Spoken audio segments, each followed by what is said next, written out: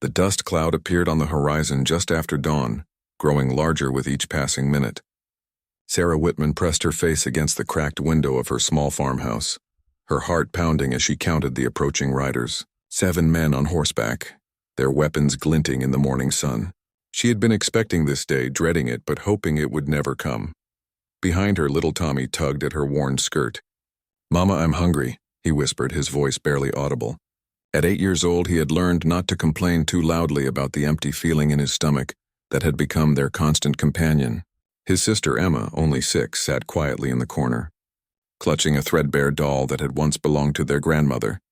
Sarah's husband James had been dead for 3 months now, killed in a skirmish over water rights with neighboring ranchers. The drought had been merciless that year, turning once fertile fields into cracked earth that yielded nothing but dust and despair. Without James's strong hands to work the land and his knowledge of farming, Sarah had watched helplessly as their crops withered and their livestock grew thin. The riders drew closer, and Sarah could now make out the man leading them. Marcus Kane rode at the front, his black horse snorting and pawing the ground as he pulled up near the fence. Kane was a man whose reputation preceded him like a shadow. They said he had never lost a fight, never backed down from a challenge, and never showed mercy to those who stood in his way. His weathered face bore the scars of countless battles, and his cold gray eyes seemed to look right through a person's soul. Kane dismounted slowly, his spurs jingling as his boots hit the hard-packed earth. He walked with the confident stride of a man who had never been refused anything he wanted. The other riders remained mounted, forming a semicircle around the property as if to prevent any chance of escape. Sarah recognized some of them from town, men who had fallen on hard times and now rode with Kane in exchange for food and protection. "Mrs. Whitman," Kane called out, his voice carrying easily across the yard. "I believe we have business to discuss." Sarah stepped out onto the porch, her spine straight despite the fear coursing through her veins. She had always been a strong woman, but months of worry and poor nutrition had taken their toll. Her once bright blue dress hung loose on her frame, and her auburn hair, which James had always loved, was now pulled back in a simple bun that spoke of practicality rather than beauty. "Mr. Kane," she replied, keeping her voice steady, "I'm not sure what business you think we might have." Kane reached into his coat and pulled out a folded piece of paper. The document looked official, with ribbons and seals that caught the morning light. "This here is a deed, Mrs. Whitman. A deed that shows this land rightfully belongs to me. Your husband put it up as collateral for a loan he took out 6 months ago." Sarah's blood ran cold. She remembered James mentioning something about borrowing money to buy seed for the spring planting, but he had assured her it was just a temporary arrangement. He had been so confident that the crops would come in strong, that they would pay back the loan with interest and still have enough to see them through the winter. "That can't be right," Sarah said, though doubt was already creeping into her voice. "James would have told me about something that important."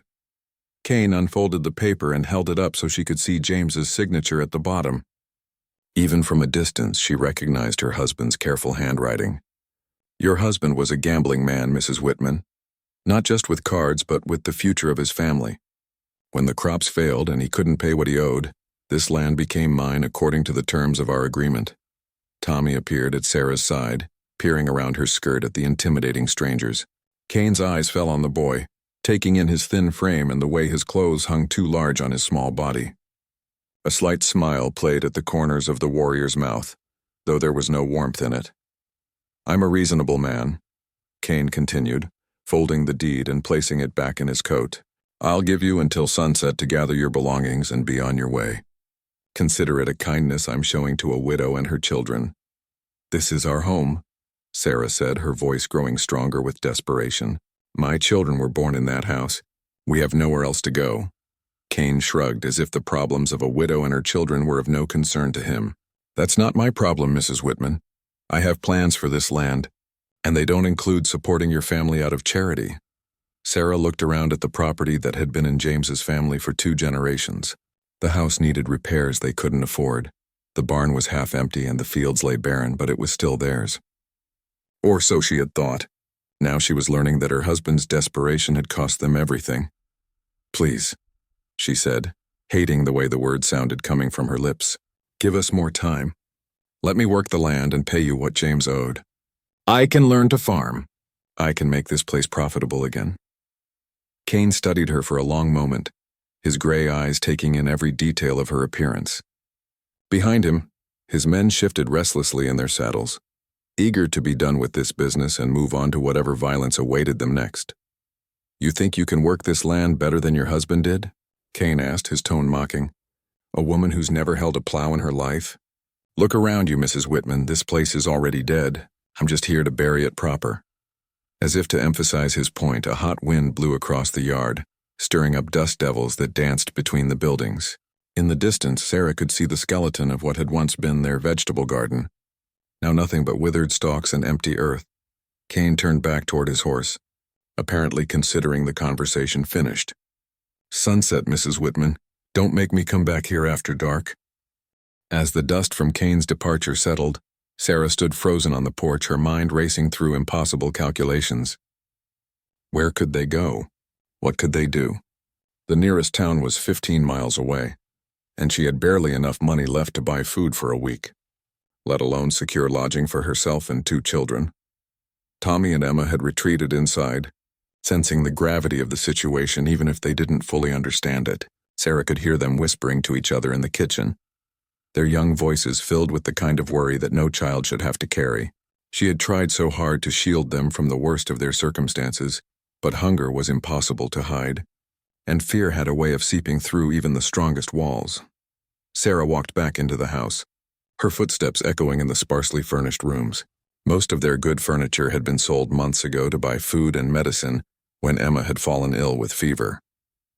What remained were the bare necessities, a few chairs, a table that wobbled on uneven legs, and the beds that James had built with his own hands when they were first married. In the kitchen, she opened the cupboard doors one by one, taking inventory of their meager supplies: a half bag of flour, some dried beans that would need to be soaked overnight, a small jar of preserves that she had been saving for a special occasion that might never come. It was barely enough to last them 3 days, certainly not enough to sustain them while they searched for a new place to live. Emma appeared at her elbow, her large brown eyes filled with questions she was too young to voice. The little girl had always been sensitive, able to read the emotions of adults with an accuracy that sometimes startled Sarah. Now she seemed to understand that something terrible was happening, even if she couldn't comprehend the full scope of their predicament. "Mama," Emma said softly, "are the bad men going to take our house?" Sarah knelt down and pulled her daughter close, breathing in the sweet scent of her hair that still carried traces of the lavender soap they had made together last spring. "I don't know, sweetheart, but whatever happens, we'll face it together."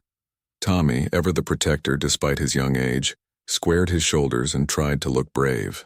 "I won't let them hurt you, Mama. Papa taught me how to use his old rifle." The thought of her 8-year-old son trying to defend them against Kane and his gang of hardened men sent a chill through Sarah's heart. She had seen what men like Kane were capable of, heard the stories whispered in town about families who had crossed him and disappeared without a trace. Violence was their first language, and mercy was a word they didn't understand. But as the morning wore on, Sarah felt something shifting inside her. The initial shock and fear began to transform into something harder, more focused. She thought about James and how he had always said she was stronger than she knew. She thought about her children and the future they deserved, the future that Kane was trying to steal from them with his piece of paper and his threats. By midday, Sarah had made a decision. She wouldn't run. She couldn't run. This land was more than just property. It was the foundation of everything she and James had built together. It was where her children had taken their first steps, where they had planted their first garden, where James was buried beneath the old oak tree behind the house. Sarah spent the afternoon walking the property, seeing it with new eyes. The house was sound, built to last by James's father with thick logs and a strong foundation. The well still provided clear, sweet water even in the worst of the drought. The barn needed work, but the bones of it were solid, and the fields, while currently barren, had produced good crops in better years. She began to formulate a plan, desperate and dangerous though it might be. Kane wanted this land for a reason. Men like him didn't waste time on worthless property. There had to be something here that made it valuable, something worth fighting for. Maybe it was the water rights that came with the deed. Or perhaps Kane knew something about mineral deposits that others didn't. Whatever it was, Sarah was determined to find out. As the sun began its descent toward the western horizon, Sarah gathered her children in the main room of the house. She sat them down at the old wooden table and looked into their faces, seeing so much of James and Tommy's determined expression and Emma's gentle nature. "I need to tell you both something very important," she began, choosing her words carefully. "Those men who came today want to take our home away from us. They say Papa owed them money and signed papers that give them the right to this land." Tommy's face darkened with anger beyond his years. "Papa wouldn't do that. He wouldn't put us in danger." "Your papa did what he thought was best," Sarah replied gently.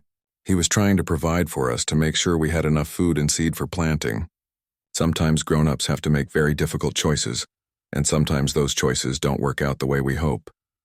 Emma's lower lip began to tremble. "Do we have to leave, Mama?" "I don't want to leave."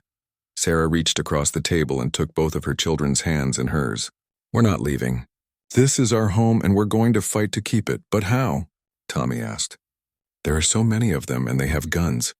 "Not with guns," Sarah said firmly. "We're going to fight with something more powerful than weapons. We're going to fight with the truth, and with our right to be here, and with the love we have for this place and each other." As if summoned by her words, the sound of approaching horses once again filled the air. Sarah looked out the window and saw Kane returning, this time with even more men. The sun was touching the horizon, painting the sky in shades of orange and red that seemed to mirror the fire that was building in Sarah's chest. Kane dismounted and walked up to the porch with the same confident stride as before. But this time Sarah was waiting for him. She stepped out to meet him, her chin raised and her shoulders straight. Behind her, Tommy and Emma watched from the doorway, their small hands clasped together. "Mrs. Whitman," Kane said, his voice carrying a note of surprise. "I expected to find this place empty by now." "Then you expected wrong," Sarah replied, her voice steady and clear. "We're not leaving." Kane's expression darkened and several of his men shifted in their saddles, hands moving closer to their weapons. "I'm afraid that's not your choice to make. I gave you until sunset, and sunset is here." "I've been thinking about that deed of yours," Sarah said, taking a step forward. "And I have some questions about its authenticity." For the first time since she had known of him, Kane looked genuinely surprised. "You're questioning my word?" "I'm questioning a piece of paper that condemns a widow and her children to starvation," Sarah said, her voice growing stronger with each word. "I'm questioning the coincidence that brings you here just months after my husband's death, when we're at our weakest and most vulnerable." Kane's hand moved to the gun at his hip, a gesture that was both unconscious and threatening. "Careful, Mrs. Whitman, you're walking on dangerous ground." Sarah felt the weight of Kane's threat, but something deep inside her had changed. The desperate love of a mother protecting her children had awakened a courage she never knew she possessed. She could feel Tommy and Emma watching from behind her, could sense their fear and their trust that somehow their mother would find a way to save them. "I may be walking on dangerous ground," Sarah said, her voice carrying across the yard with surprising strength. "But this is my ground, my husband's ground, my children's ground, and I won't be driven from it by threats and forged papers." Kane's eyes narrowed dangerously. "Forged papers? Woman, you're either braver or more foolish than I gave you credit for." "Maybe both," Sarah admitted. "But I've had all day to think about this, and some things don't add up. James was many things, but he wasn't careless with important documents. He kept every paper, every receipt, every record of our business dealings in that old chest by our bed. If he had signed away our land, there would be a copy of that agreement somewhere in our house." She paused, watching Kane's face carefully for any sign of reaction. "I've searched through every document we own. There's no record of any loan from you, Mr. Kane. No correspondence, no receipts, nothing." Kane's jaw tightened, but his voice remained calm. "Your husband was a desperate man, Mrs. Whitman. Desperate men don't always keep the best records, especially when they're ashamed of what they've had to do." "James was never ashamed of providing for his family," Sarah shot back. "And he certainly wasn't the type to make deals in secret. If he had borrowed money from you, he would have told me. We shared everything." Behind Kane, his men were growing restless. One of them, a thin man with a scraggly beard, leaned forward in his saddle. "Boss, sun's going down. We got other business to attend to." Kane held up a hand without turning around, his eyes never leaving Sarah's face. "We'll finish our business here first." Sarah felt a flicker of hope. Kane's reaction suggested that her accusations had struck closer to home than he wanted to admit. She pressed on, knowing she was gambling with her children's lives but seeing no other choice. "There's something else that bothers me," she continued. "If you really loaned money to James 6 months ago, why didn't you come looking for payment when the loan came due? Why wait until now when he's dead and can't defend himself or tell his side of the story?" For just a moment, Sarah saw uncertainty flicker across Kane's weathered features. It was gone almost immediately, replaced by the cold mask he usually wore, but she had seen it. Her words were having an effect. Kane took a step closer, close enough that Sarah could smell the leather and gunpowder that seemed to cling to him like a second skin. "You're playing a very dangerous game, Mrs. Whitman. I'm not a patient man, and I don't like having my word questioned. And I don't like having my family threatened," Sarah replied, standing her ground despite every instinct telling her to run, especially by someone who can't produce any real proof of his claims. Tommy suddenly appeared at Sarah's side, his small hand slipping into hers. The boy was trembling, but his young face was set with determination. "My papa was an honest man," he said, his voice high but clear. "He wouldn't sign away our home without telling us." Kane looked down at the boy with something that might have been amusement. "Children don't understand the complexities of adult business, son. I understand that you're trying to steal our house," Tommy replied with the blunt honesty of childhood. "And I understand that you're scaring my mama and my sister." Emma appeared at Sarah's other side, clutching her doll and looking up at Kane with wide, fearful eyes. The sight of the two children standing bravely beside their mother seemed to affect some of Kane's men. Sarah noticed a few of them exchanging glances, their expressions troubled. Kane, however, seemed unmoved by the display. "Touching," he said dryly. "But sentiment doesn't change legal documents. This land is mine now, and you have no choice but to accept that fact." "Then prove it," Sarah said suddenly, the words tumbling out before she could stop them. "If your claim is legitimate, you won't mind having it examined by someone who knows about such things. Take your deed to Judge Morrison in town. Let him verify its authenticity." Kane's reaction was swift and telling. His hand moved instinctively toward his gun, and his face darkened with anger. "I don't need to prove anything to anyone. My word is good enough." "Not for me, it isn't," Sarah said, feeling emboldened by his obvious discomfort. "And I don't think it would be good enough for Judge Morrison either. Or Sheriff Bradley, for that matter." The mention of the sheriff seemed to strike a nerve. Kane's men shifted uneasily, and Sarah caught one of them glancing toward the road as if expecting to see a badge approaching through the gathering dusk. "You're making a mistake, Mrs. Whitman," Kane said, his voice dropping to a low growl. "A mistake that could cost you and your children dearly." "The only mistake I'm making is not standing up to you sooner," Sarah replied. "James always said that bullies only understand one thing, someone willing to stand up to them."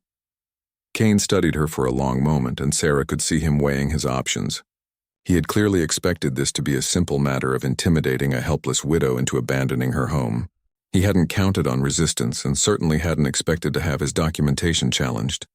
The sun had now disappeared behind the horizon, leaving the sky painted in deep purples and oranges.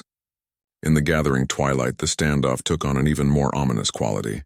Sarah could feel the tension radiating from Kane's men, could sense that they were growing impatient with this unexpected delay. "Last chance, Mrs. Whitman," Kane said finally. "Gather your things and leave peacefully, or face the consequences of your stubbornness." Sarah looked down at her children, then back at Kane. "We're not leaving. This is our home, and we'll defend it with our lives if necessary." Kane's smile was cold and predatory. "That can be arranged." But before he could make another move, the sound of approaching horses came from the direction of town. Through the twilight, Sarah could see a small group of riders heading toward the farm. As they drew closer, she recognized the lead rider and felt a surge of hope mixed with desperate relief. Sheriff Bradley rode into the yard with 3 deputies, their badges catching the last rays of sunlight. The sheriff was an older man with graying hair and a reputation for fairness that had earned him respect throughout the county. He had known James since childhood and had always been kind to Sarah and the children. "Evening, folks," Sheriff Bradley said, his calm voice carrying easily across the tense gathering. "We got word there might be some trouble out here."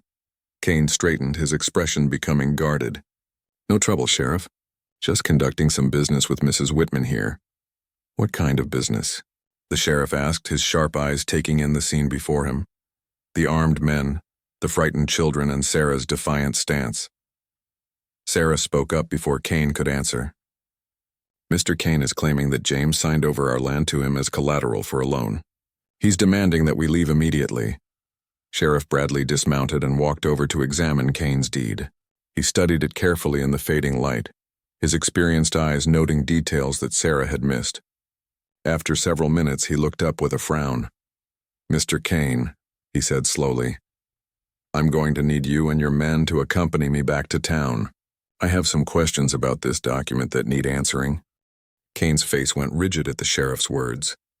The easy confidence that had marked his earlier behavior was nowhere to be seen, replaced by the coiled tension of a dangerous animal that suddenly found itself cornered. His hand hovered near his gun, and Sarah could see him calculating odds, weighing options. "I don't think that will be necessary, Sheriff," Kane said, his voice carefully controlled. "This is a private matter between Mrs. Whitman and myself." "Not anymore, it isn't," Sheriff Bradley replied firmly. "When armed men start threatening widows and children on my watch, it becomes very much my business." He held up the deed, squinting at it in the dying light. "Besides, there are some irregularities in this document that I'd like to have examined by someone with more expertise than I possess." Sarah felt a mixture of relief and terror wash over her.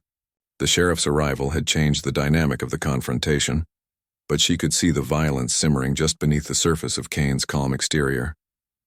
These were men who lived by the gun, and she feared what they might do when cornered. "What kind of irregularities?" Kane asked, though his tone suggested he already knew the answer. Sheriff Bradley folded the deed carefully and slipped it into his vest pocket.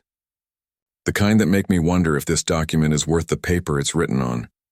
James Whitman banked with First National in town, and I happen to know that old Thomas Mitchell keeps meticulous records of all loans and mortgages. If James had put up his land as collateral, there would be a record of it at the bank." One of Kane's men, the thin one with the scraggly beard, urged his horse forward. "Boss, maybe we should—" "Shut up," Kane snapped, never taking his eyes off the sheriff. "Nobody asked for your opinion." Sheriff Bradley's deputies spread out slightly, a subtle but unmistakable tactical movement that didn't go unnoticed by anyone present. The air was thick with tension, like the moments before a thunderstorm breaks. "Here's what we're going to do," the sheriff continued calmly. "You and your boys are going to ride back to town with us.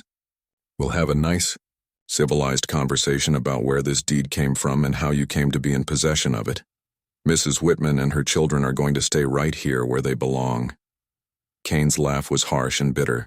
"You think you can protect them, old man? You think your badge means anything out here?" "I think," Sheriff Bradley said, his voice hardening, "that you're making threats against innocent people in front of a peace officer and 3 witnesses. That's enough to put you in jail right now, regardless of what we find out about that deed." Sarah could see the calculation in Kane's eyes, the way he was weighing his chances against 4 lawmen. She held her breath, pulling Tommy and Emma closer to her sides. The children seemed to sense the danger in the air. Emma was crying silently and Tommy was trembling despite his efforts to appear brave. For a long moment, nobody moved. Then Kane seemed to make his decision. Instead of drawing his gun, he stepped back and raised his hand slightly in a gesture of apparent surrender. "You're right, Sheriff," he said, his voice taking on a reasonable tone that somehow sounded more dangerous than his earlier threats. "No need for anyone to get hurt over a simple misunderstanding. I'm sure we can work this all out like civilized men."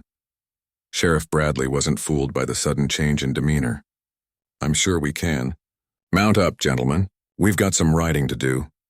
As Kane's men reluctantly holstered their weapons and prepared to leave, Kane turned back toward Sarah. His smile was cold and full of promise. "This isn't over, Mrs. Whitman," he said quietly, his words meant for her ears alone. "Not by a long shot. I always collect what's owed to me one way or another." "Are you threatening a citizen in my presence, Mr. Kane?" Sheriff Bradley asked, his hand resting casually on the butt of his own gun. Kane's smile widened. "Just saying goodbye to the lady, Sheriff. No harm in that, is there?" The procession of riders disappeared into the gathering darkness, leaving Sarah and her children alone in the yard. For several minutes, none of them moved, as if afraid that speaking might somehow bring Kane and his men back. Finally, Emma broke the silence with a small sob. "Mama, are they really gone?" Sarah knelt down and gathered both children in her arms, holding them close as the reality of what had just happened began to sink in. For now, sweetheart. For now. But even as she comforted her children, Sarah's mind was racing. Kane's parting words had been more than just bluster. Men like him didn't give up easily, especially when their reputation was at stake. The sheriff's intervention had bought them time. But she knew it wouldn't be the end of it. That night, Sarah sat at the kitchen table long after the children had fallen asleep. A single candle flickering in the darkness.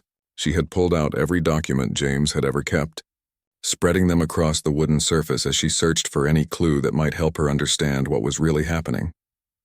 The more she examined their records, the more convinced she became that Kane's deed was a forgery. James had been meticulous about keeping track of their financial obligations. Every bill, every receipt, every promissory note was filed away in careful order. If he had taken out a loan large enough to put their land at risk, there would have been some record of it. But why would Kane go to such elaborate lengths to forge documents? What made their small, struggling farm worth the risk? As she pondered these questions, Sarah's eyes fell on a letter she hadn't noticed before, tucked between some old bills. It was from the railroad company, dated just 2 weeks before James's death. With trembling hands, Sarah unfolded the letter and read it by candlelight. The words made her heart race. The railroad was planning to extend their line through the county, and they were interested in purchasing right-of-way access through the Whitman property. The letter mentioned compensation that would be more than enough to pay off all their debts and leave them financially secure for years to come. Suddenly, everything began to make sense. Kane must have known about the railroad's plans. If he could gain control of their land through fraudulent means, he could sell those rights to the railroad and make a fortune. The timing of his appearance just after James's death, when she would be most vulnerable, was no coincidence. Sarah felt a surge of anger that burned away the last of her fear. Kane wasn't just trying to steal their home. He was trying to steal their children's future. The money from the railroad would have solved all their problems, would have given Tommy and Emma the security and opportunities they deserved. She folded the letter carefully and placed it in her apron pocket. Tomorrow she would take it to Sheriff Bradley. With this evidence of motive, combined with whatever irregularities he had found in Kane's deed, they might have enough to expose his scheme. But Sarah also knew that Kane wouldn't wait for legal proceedings to run their course. He was a man of violence, and when legal means failed him, he would resort to other methods. She needed to be prepared for whatever was coming. Moving quietly so as not to wake the children, Sarah went to the bedroom she had shared with James and opened the old chest where he had kept his most precious possessions. Beneath the letters and photographs wrapped in an old piece of cloth lay James's father's rifle. It was an old weapon, but well-maintained and still functional. Sarah had never fired a gun in her life, but James had tried to teach her once, insisting that a frontier woman needed to know how to protect herself and her family. She had resisted at the time, believing that such skills were unnecessary in their peaceful valley. Now she wished she had paid more attention to his lessons. As dawn approached, Sarah made a decision that would have been unthinkable just 24 hours earlier. She was going to learn to fight, not just with words and legal documents, but with whatever tools were necessary to protect her children and preserve their future. Kane had made a critical error in judgment. He had seen a helpless widow and assumed an easy victory. What he had failed to recognize was the fierce determination of a mother defending her young. Sarah Whitman might have been broken by grief and hardship, but she was far from defeated. The real battle was just beginning. The next morning brought news that chilled Sarah to the bone. Young Billy Henderson, who worked at the telegraph office in town, came riding out to the farm with a message that made her hands shake as she read it. Sheriff Bradley was dead. According to Billy's breathless account, the sheriff and his deputies had been ambushed on their way back to town the previous night. Only one deputy had survived, and he was in critical condition at the doctor's office. Kane and his men had disappeared without a trace, but not before making it clear that anyone who interfered with their business would meet the same fate. Sarah felt the walls of her small world closing in around her. Sheriff Bradley had been her one hope for legal protection, the only person with the authority to challenge Kane's fraudulent claim. With him dead, she was truly on her own. "Mrs. Whitman," Billy said, his young face pale with fear, "my pa says you should pack up your family and leave town. He says Kane's been asking questions about you, about who your friends are, who might help you. Sarah looked at the boy's earnest face and felt a crushing weight of responsibility. By standing up to Kane, she had put not only her own family at risk, but potentially anyone who might try to help her. The thought of innocent people dying because of her defiance made her stomach turn. "Tell your father I appreciate his concern," she said quietly, "but I won't be driven from my home." After Billy left, Sarah gathered Tommy and Emma and explained the situation as gently as she could. The children were too young to fully understand the implications, but they sensed the gravity of their circumstances. Emma clung to her mother's skirt while Tommy tried to look brave despite the fear in his eyes. "Are we going to die, Mama?" Emma asked in a small voice. Sarah knelt down and cupped her daughter's face in her hands. "Not if I can help it, sweetheart. But we need to be very careful and very smart. Can you both do that for me?" The children nodded solemnly, and Sarah felt her heart break a little more. They were so young, so innocent. They deserved to be playing and laughing, not hiding in fear from dangerous men. That afternoon, Sarah began preparing for what she knew was coming. She moved the children's beds into the back room of the house, the one with no windows and thick log walls. She gathered all their food and water supplies and stored them in the same room. If Kane came back, she wanted to be able to protect her children for as long as possible. She also spent time with James's rifle, familiarizing herself with its weight and operation. Her hands shook the first few times she loaded and unloaded it, but gradually she began to feel more confident. She wasn't a marksman by any means, but at close range, she thought she might be able to hit what she aimed at. As evening approached, Sarah's neighbors began arriving. She watched through the window in amazement as one by one, the families from surrounding farms came walking or riding up to her house.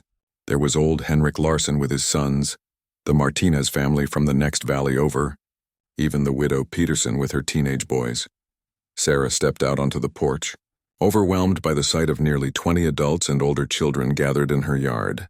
These were hard-working people, farmers and ranchers who had their own struggles and their own families to protect. Yet here they were, united by something stronger than fear. Henrik Larsson, a grizzled Norwegian immigrant who had fought in more than his share of battles, stepped forward to speak for the group. "Mrs. Whitman," he said in his heavily accented English, "we hear about Sheriff Bradley. We hear about this Kane and his threats." Sarah nodded, not trusting herself to speak. "We also hear," Henrik continued, "that you stand up to him, that you no run away like scared rabbit." He smiled, revealing teeth stained by years of tobacco use. "This is good. This take courage. But I don't want anyone else to get hurt because of me," Sarah said, finding her voice at last. "Kane has already killed the sheriff. I couldn't bear it if something happened to any of you." Mrs. Martinez, a sturdy woman with calloused hands and kind eyes, spoke up. "Senora Whitman, you think this Kane, he stop with you? You think if he take your land, he no come for ours next?" The truth of those words hit Sarah like a physical blow. Of course, Kane wouldn't stop with her farm. Once he had proven that he could steal land through violence and intimidation, every family in the valley would be at risk. She wasn't just fighting for her own children. She was fighting for all of them. "We make stand here," Henrik declared. "Together we strong. Apart we easy targets." The other adults murmured their agreement, and Sarah felt tears spring to her eyes. These people owed her nothing, yet they were willing to risk everything to help her. It was a demonstration of community and courage that renewed her faith in human nature. As darkness fell, the group organized themselves with military precision. The men took positions around the perimeter of the property, using the barn, the well house, and other outbuildings as cover.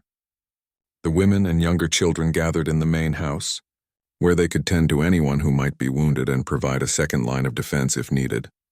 Sarah found herself in the surreal position of hosting what amounted to a war council in her own kitchen. Maps were spread on the table as the men discussed fields of fire and defensive positions. Someone had brought extra ammunition. Someone else had contributed additional weapons.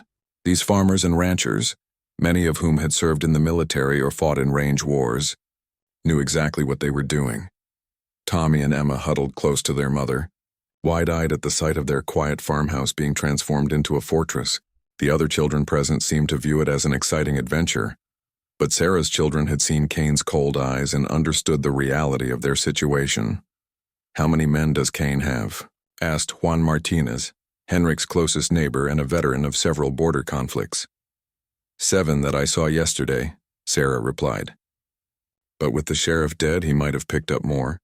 Men like that attract others who live by violence. Henrik stroked his gray beard thoughtfully. Even with more men, they not expect organized resistance. They think we just farmers, easy to scare. They're going to learn different, said Mrs. Peterson's eldest son, a lanky boy of 17 who held his father's old hunting rifle with practiced ease. As the night wore on, Sarah moved from room to room, checking on her defenders and trying to calm her own nerves. The waiting was almost worse than the confrontation itself had been. Every sound outside made her heart race. Every shadow in the moonlight could be Kane and his men approaching.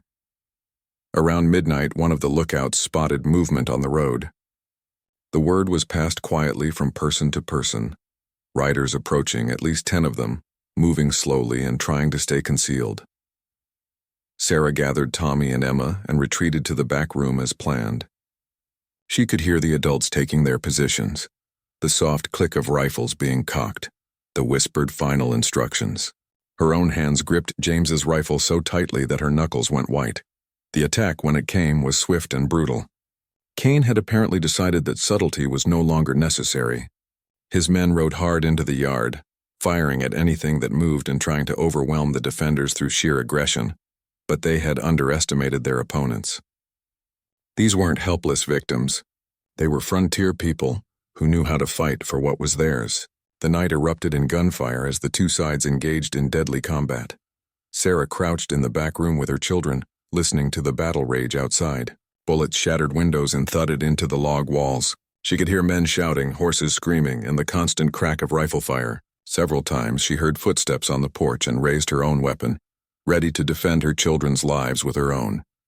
The battle seemed to last forever, but was probably over in less than 10 minutes.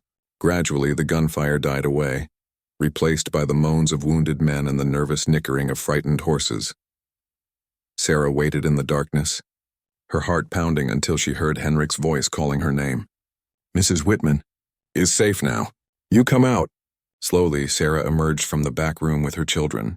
The main part of the house was a shambles. Windows were broken, furniture was overturned, and bullet holes dotted the walls. But Henrik was smiling broadly, his rifle cradled in his arms. We win, he announced simply. Kane and his men, they run like rabbits when they see we ready to fight. Sarah stepped out onto the porch and surveyed the aftermath. Several of Kane's men lay motionless in the yard while others had fled into the night. Her own defenders had suffered casualties as well. She could see Mrs. Martinez tending to a wounded man by the barn, but they had held their ground. They had stood up to Kane's intimidation and proven that united, they were stronger than his violence and threats. As dawn broke over the valley, Sarah realized that something fundamental had changed. Kane might have won the first battle by killing Sheriff Bradley, but he had lost something far more important. He had united the entire community against him, and now every family in the valley knew they could count on their neighbors when trouble came calling. 3 days after the battle, Kane returned, but this time he came alone. Sarah watched from her kitchen window as the solitary rider approached her farmhouse in the early morning light. After the violence of the previous encounter, his peaceful approach seemed somehow more ominous than if he had come with an army. She knew Kane well enough by now to understand that he was at his most dangerous when he appeared calm. Tommy and Emma were in the barn with Henrik's youngest son, feeding the chickens under the watchful eye of Mrs. Martinez. The community had organized itself into a protective network, with someone always staying at the Whitman farm and families taking turns providing security. But Sarah had asked to face Kane alone this time, sensing that their conflict had become something deeply personal that needed to be resolved between just the two of them. Kane dismounted slowly, his movements deliberate and unthreatening. He left his rifle in its saddle holster and kept his hands visible as he walked toward the house. When he reached the porch steps, he stopped and looked up at Sarah, who had emerged to meet him. Mrs. Whitman, he said, touching the brim of his hat in a gesture that seemed almost respectful. I was wondering if we might have a conversation. Sarah studied his face, looking for any sign of deception or hidden threat. What she saw surprised her. The cold arrogance that had marked their previous encounters was gone, replaced by something that looked almost like weariness. There were new lines around his eyes, and his usually immaculate appearance showed signs of rough living. "What kind of conversation?" she asked, her hand resting on the rifle she carried at her side. "The kind where we both speak honestly," Kane replied. "No threats, no posturing. Just two people trying to find a way out of a situation that's gotten out of hand." Against her better judgment, Sarah found herself curious. "You can say what you need to say from where you're standing." Kane nodded as if he had expected her caution. "Fair enough." He paused, seeming to gather his thoughts. "I came to tell you that you were right about the deed. It was a forgery." Sarah felt a surge of vindication, though she was careful not to let it show on her face. "I know. I figured you did." Kane's smile was rueful. "You're a lot smarter than I gave you credit for. Smarter than most people I've dealt with, actually. Why are you telling me this?" Sarah asked. "What's the point of admitting it now?" Kane was quiet for a long moment. His eyes focused on something in the distance. When he spoke again, his voice carried a note of genuine regret. "Because I'm tired, Mrs. Whitman. Tired of running, tired of fighting, tired of being the man everyone fears." Sarah said nothing, waiting for him to continue. "You want to know the truth about that railroad letter?" Kane asked. "I didn't steal it or spy on your mail. Your husband showed it to me himself." This revelation hit Sarah like a physical blow. "What?" "James came to me about a month before he died," Kane explained. "He was desperate for money to buy seed, to make one last attempt at a successful harvest. He'd heard that I sometimes loaned money to people the banks wouldn't touch." Sarah's mind raced as she tried to process this information. "You're lying." "I wish I was," Kane said quietly. "James offered to put up his land as collateral, just like I claimed. But when I saw that railroad letter, I realized the land was worth far more than he knew, so I turned him down." "Then why?" "Because I got greedy," Kane interrupted. "I started thinking about all that railroad money, about how easy it would be to get my hands on it. When James died, I saw an opportunity. I figured a grieving widow would be easy to intimidate, easy to cheat." Sarah felt the world shifting beneath her feet. Everything she thought she knew about the situation was changing. "James never mentioned meeting with you." "He was ashamed," Kane said. "Ashamed that he'd been reduced to seeking help from someone like me. He made me promise not to tell anyone about our conversation." The truth of Kane's words rang clear in Sarah's ears. She remembered how distant James had become in his final weeks, how he had seemed to be carrying some heavy burden that he couldn't share. She had attributed it to worry about their failing crops. But now she understood it had been something deeper. "So you decided to forge a deed and steal our land," Sarah said, anger rising in her voice. "Yes," Kane admitted without hesitation. "And it was wrong. I've done a lot of terrible things in my life, Mrs. Whitman, but I've never stolen from widows and children before. I've never killed good men like Sheriff Bradley just to cover up my crimes." Sarah could see the genuine remorse in his eyes, but she wasn't ready to forgive. "Then why did you do it?" Kane sighed deeply. "Because it's who I've always been. Because taking what I want by force is the only way I've ever known how to live. Because I'm a man who's forgotten how to be anything other than a predator." "And now?" Sarah asked. "Now I want to make it right," Kane said. "As much as I can, anyway." He reached into his coat, moving slowly so as not to alarm her, and pulled out a folded document. "This is the real deed to your land, the one your husband's father filed when he first claimed this property. I had it copied from the county records to help me forge my fake version." Sarah took the document and examined it carefully. Unlike the forgery Kane had presented before, this one looked authentic, with the proper seals and signatures that matched the style of documents from that era. "It's yours," Kane continued. "Free and clear, just like it always was. No lines, no mortgages, nothing. And here's something else." He pulled out another paper, this one looking much newer. "This is a contract I've drawn up with the railroad company. They're still interested in purchasing right-of-way access through your property. The compensation they're offering will be enough to keep you and your children comfortable for many years." Sarah looked at the contract, noting the substantial sum mentioned in the terms. It was more money than she had ever imagined having. "Why are you doing this?" "Because your children deserve better than what I was going to give them," Kane said simply. "Because Sheriff Bradley was a good man who died for no reason other than my greed. Because maybe, just maybe, it's not too late for me to do one decent thing." "What about your men?" Sarah asked. "The ones who've been helping you?" Kane's expression darkened. The ones who survived the other night have moved on. They know there's no profit to be made here anymore, and they're not the type to stick around for lost causes. Sarah studied Kane's face, looking for any sign of deception. What she saw was a man who seemed genuinely changed by recent events, though she wasn't naive enough to believe that change would be permanent. Even if I accept all of this, she said carefully, there's still the matter of Sheriff Bradley's murder. You can't just walk away from that. I'm not planning to, Kane replied. I'm riding to the territorial capital after I leave here. I'm going to turn myself in to the federal marshals and confess to what I've done. Sarah was stunned. You're going to prison. Probably for the rest of your life, Kane shrugged. Better than continuing to live the way I have been. At least in prison, I won't be hurting anyone else. For several minutes, they stood in silence, each lost in their own thoughts. Finally, Sarah spoke. I want to believe you, Mr. Kane, but trust isn't something that comes easily after what we've been through. I understand, Kane said. But whether you trust me or not, those documents are real. The railroad contract is legitimate, and the deed proves your ownership of this land beyond any doubt. You don't have to take my word for anything. Have them verified by lawyers and judges if you want. Sarah folded the papers carefully and placed them in her apron pocket. I will. Kane nodded and turned to go, then paused. Mrs. Whitman? For what it's worth, I'm sorry. Sorry for threatening your children. Sorry for putting you through all of this. Sorry for taking away your husband's friend. You're a stronger woman than I'll ever be a man. As Kane mounted his horse and rode away, Sarah felt a complex mixture of emotions. Relief that the immediate threat was over, anger at what her family had been put through, and something that might have been pity for a man who had finally recognized the emptiness of the life he had chosen. Tommy and Emma came running from the barn. Having watched the encounter from a safe distance, they threw themselves into their mother's arms and Sarah held them close, breathing in the sweet scent of their hair and marveling at their resilience. Is it over, Mama? Emma asked. Sarah looked out at the road where Kane had disappeared, then at the papers in her pocket that promised her children a secure future.